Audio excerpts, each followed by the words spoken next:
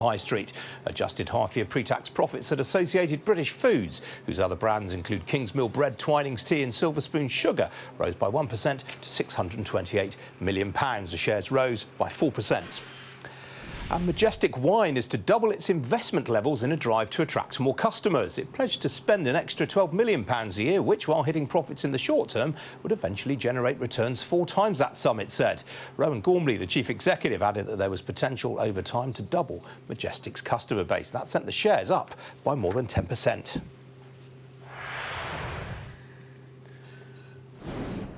Well, Wall Street's strong performance overnight spilled over into gains today for European equities. The DAX in Germany, whose constituents make 20% of their earnings in the US, rose by 1.5%, while the MIB in Milan rose by 1.33%.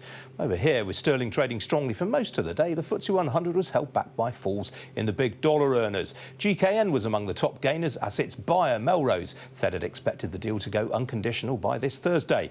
Outside the FTSE, shares of the AA surged by 17% on better than expected results, while the fund manager Ashmore Group rose by almost 4% on reporting its best inflows of client money for 5 years. Well, I mentioned the pound just now. Overnight, it hit a post-referendum high of $1.4377. As you can see, it's fallen back a bit since then. It was the construction industry's highest profile casualty after the financial crisis. Work on the Pinnacle, a skyscraper backed by Arab money, ended in 2012 when funding dried up. Well, now a French-led consortium is building a new tower, 22 Bishopsgate, which will be the tallest in the square mile when it's completed next year. I took a trip to its 26th floor to hear more from its developer, Sir Stuart Lipton. 1,000 people now. It'll increase to probably double that number. And they're very productive. It's quick to build. And of course, a building that's quick to build has to be well designed. And that is the prerequisite for success. Make it easy to build. And this building will be completed on time and to budget. We are absolutely on time, on budget, finishing in 2019 in the autumn. And when do you expect the first tenants to move in? Early 2020. These kind of buildings can be occupied almost as soon as they're finished. And despite the commentary about Brexit, there's plenty of tenant activity because tenants want efficient space. They're all looking to get better space for better productivity by their people. This is a building designed for people. Lots of amenities, a vertical village with all sorts of different activities. Have your hair done, go to a specialized gym, climb on the inside face of the outside wall at floor 25, if you dare to do that, or grab a coffee, have it sent to your desk, or meet a friend on the second floor, come into the art lobby, you'll see art in the lobby. What we're trying to do here is to make this building feel like your day-to-day activity. We want it to be uplifting. It's designed for people. We as developers traditionally design for ourselves, but here we're designing for you, the occupier. The building that was originally going to be built on this site had a lot more architectural flourishes. You pared that right back, haven't you? The previous building was part of a series of buildings which were enabled by computer design. Architects had this new tool which they could design buildings upside down, inside out, and with funny shapes. But tenants want regular space.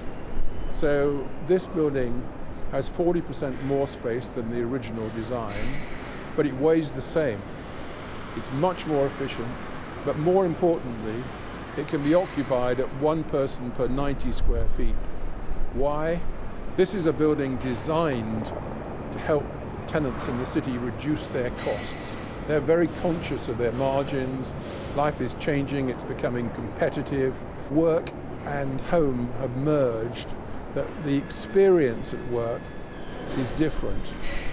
Why? Well, if we're all more relaxed, we're more efficient. If we're more efficient, we're more productive. If we're more productive, we talk about profits. So why are we so good in this country at putting up office developments like this and so bad at big housing developments by comparison? The world of housing is controlled politically. It just doesn't have the political leadership at either central or local government. You'll be 36 before you can afford a home at the moment. That's a disgrace.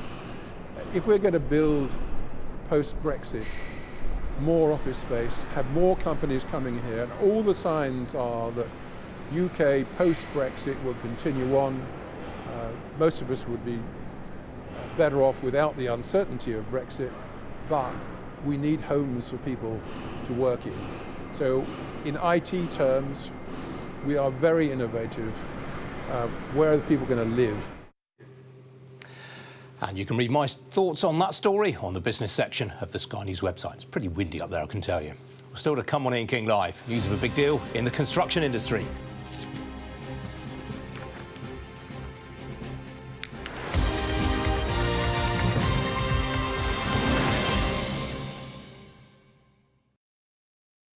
Every life saved, every fire put out.